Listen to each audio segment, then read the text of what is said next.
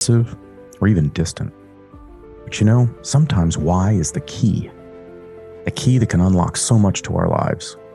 Join me as we explore the why with fascinating contributors to the world, those that entertain us, inform us, teach us about life, and if we're lucky, inspire the next in all of us.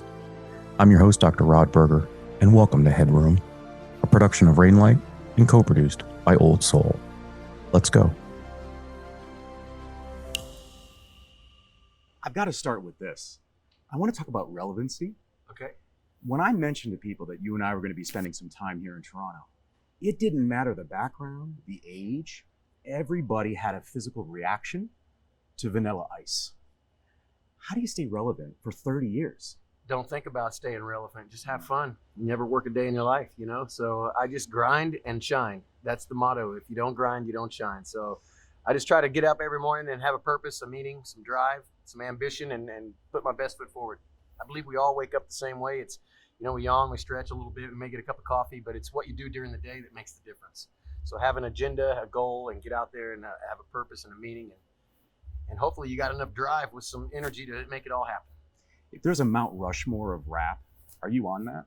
I don't know. I lost my ego a long time ago. That's a good question. It'd be fun to be on a mountain.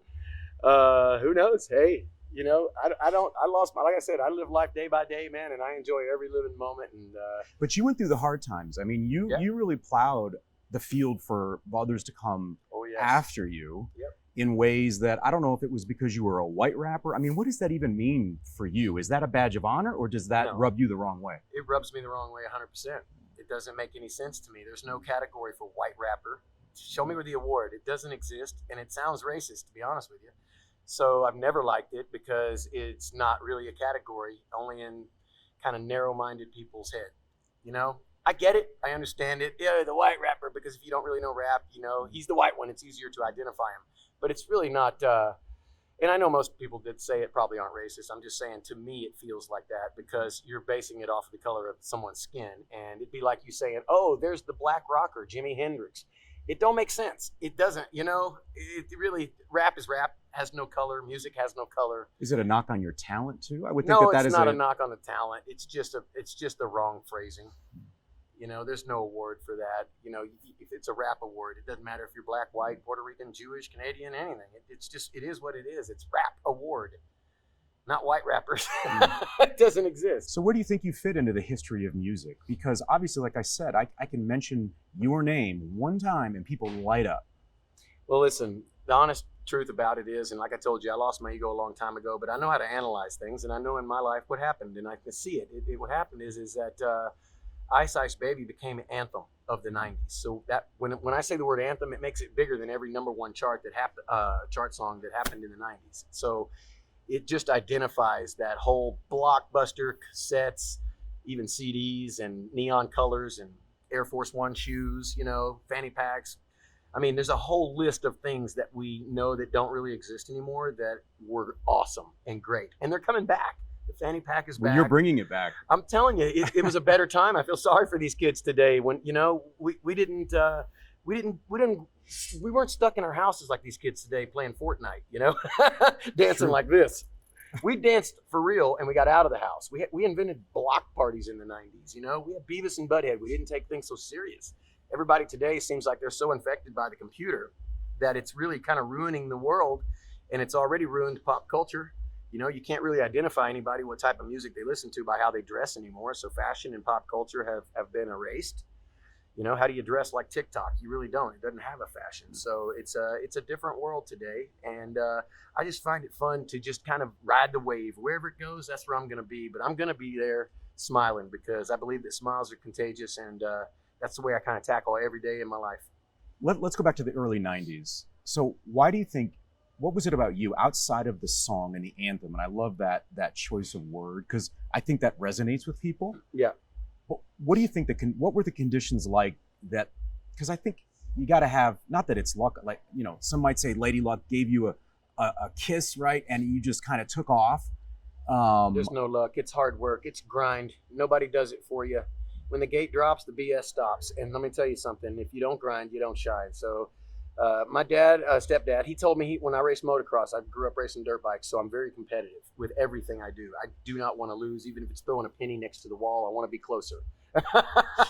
So it's just a fun thing because I race motocross. And he told me one day I came in third place and he threw my helmet against the wall. He says, I'm never going to clean your bikes. I'm never going to tighten your chain or put your tires on again or even put the gas in there. You can do it all yourself. I said, why? He goes, because you came in third place. I go, what? I beat 40 other guys. I mean, there was 40 guys in the, and he goes, that's not good enough. I know you're better than those other 2 guys that beat you.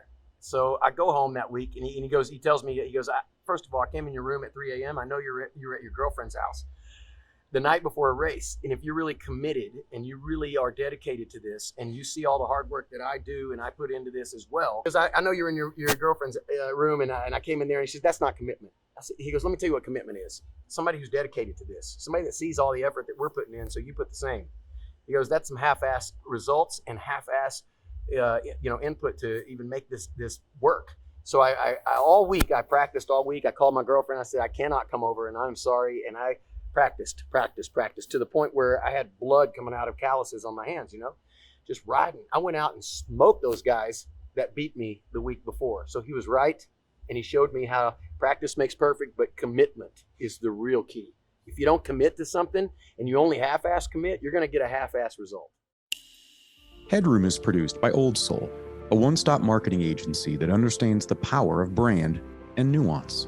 Reach out to my guy Matt at Old Soul and supercharge your brand and content strategy. That's Old Soul. Shoot Matt a note at aoldsoul.com. That's AOLDSOUL.com. And now, back to our guest. You talked last night when we spent some time, you talked about that initial 3 years that were just like a rocket ship. So with that kind of mentality that you're talking about, right? Throwing the helmet and saying, look, don't come in third. You gotta work hard. What was that like for you? Because you were performing in front of heads of state. I mean, you were everywhere. Yeah. And so what was it like as you crest, right? I mean, what did that do to you inside? Back in the day, I did Ice Ice Baby when I was 16. So for me, I never really thought about how far this would take me or what would happen. You really can't have a crystal ball and judge like, oh my God, I'm going to sell 400 million records. There's no way to predict that. In fact, Ice Ice Baby was the B-side of a record. I had to play that funky music on the A-side. So I don't know. And what was the B-side? The B-side, a radio DJ out of Georgia, Macon, Georgia, or somewhere like that, flipped it over and all of a sudden it took off like wildfire. And then what solidified me today, which is, it sounds hilarious, but there's a real truth to it, the Ninja Turtles.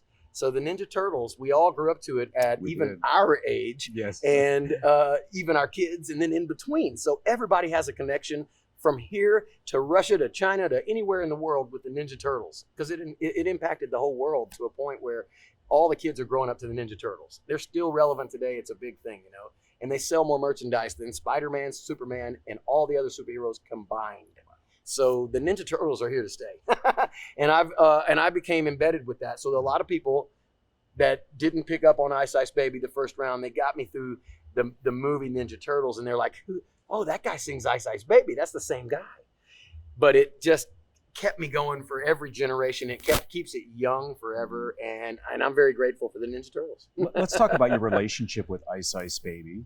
So I would imagine, correct me if I'm wrong, that when you have a hit that is just astronomical, right, in impact, yeah, that there becomes a time where it's almost a double-edged sword. Like, you love it because it's bringing you all of these opportunities. Oh yeah. But then you can almost get pigeonholed in saying, look, that's all you're known for.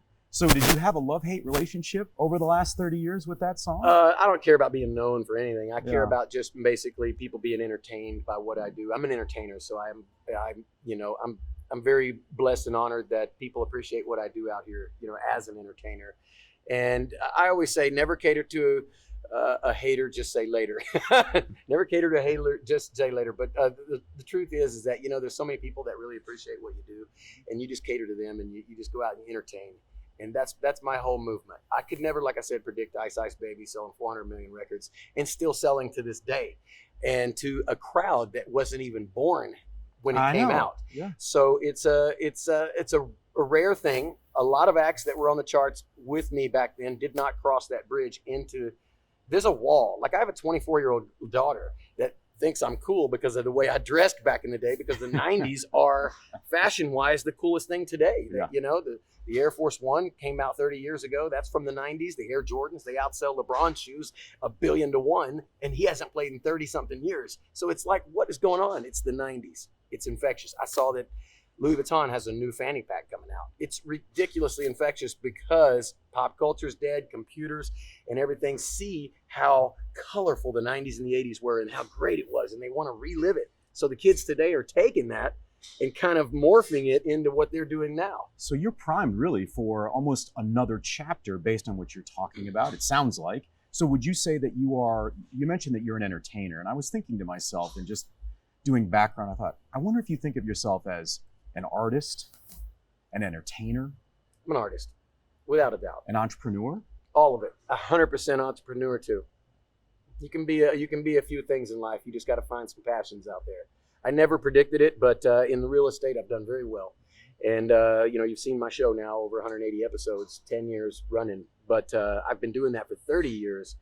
So it's not new to me, and I got a degree in design 18 years ago, so I know what I'm doing. I have a GC license, so I'm a working guy. You know, my mom always told me, as long as you got these hands, you can get out and work and make things happen. Use them and get out the door early. Let's talk about the next generation of artists that's out there, right? They have TikTok, they have Instagram, they can brand themselves in 24 hours. Yeah. If Vanilla Ice is giving them advice, one, what would that be, given what you've experienced? But two, if it's Robert Matthew Van Winkle, dad, husband, entrepreneur, giving advice, where are the differences? Oh, well, I tell my daughters that everything I do, as far as what you see in public, is artificial. You do? Yeah, it's all artificial. Entertainment's artificial. It's just for your entertainment. You know what I'm saying by artificial? It's just not a real life. This isn't like, people don't see you that way with the paparazzis and the red carpets and the rock star. They see you in a way that's larger than life.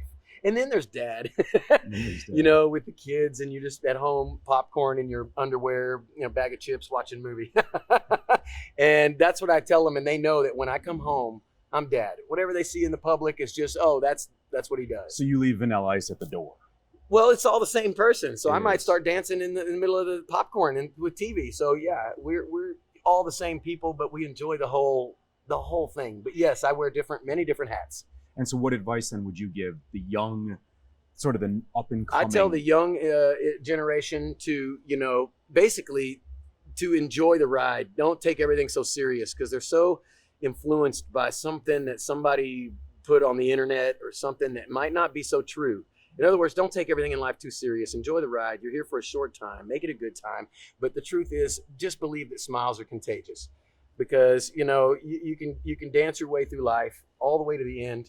And you could be miserable and you've really done it the wrong way. Or you could do it like my mom said, just keep dancing, you'll always be happy. You can't dance if you're miserable. So I just say to everyone, man, if you're having a bad day, try to get out there and go dancing. So tell me about this. Works. Tell me about this behind us. Tell me about Joyburst for you now. I know you've got your tour coming up. I love the 90s tour, right? Tone Loc. You got all kinds of just names of groups, right? That All for One, Coolio, right? I've got a lot of things. You got a lot of brewing. stuff brewing. Yeah. So where does Joyburst and the entrepreneur in you fit into the entertainer? Right. Well, definitely I have different hats. So as far as the entrepreneurship with, Joyburst, it's a great thing for me to endorse, but I wouldn't have endorsed it had I not had some control over it, Mm-hmm. And the way that Brad works is incredible. He's got a lot of, characteristics that I have. In the way he tackles life, the way he's having fun with life. He gets up and he smiles and he enjoys it, but he works. It's not easy. Most people stress out on that. So for me, I just, I enjoy the ride. I for Joyburst, it's another chapter of my life that's going to be incredible, because I know that you're going to open the refrigerator, you're going to see Vanilla Ice everywhere, all through Walmart and Costco around the world. So, I mean, this is great. This is like the new record release on the shelf. It's like, oh my God. And I'm geeking out about it, and I love it. But the greatest thing about it is it tastes delicious. And I got to choose between 30 different tastes. And I had all the color coordination and make it feel like this is really like the 90s in a can. So when you pop it, you can forget you can forget your computers and you can get out of the front door and go dancing. That's what the whole motto is, to give you that energy, more pep in your step, to go out and be positive in life, enjoy life. And that's why we didn't use the bad, caffeine. We used the natural green tea, which gives you a longer sustain of energy throughout the day so that you have more pep in your step to get things done. You know what you're talking about. Yeah.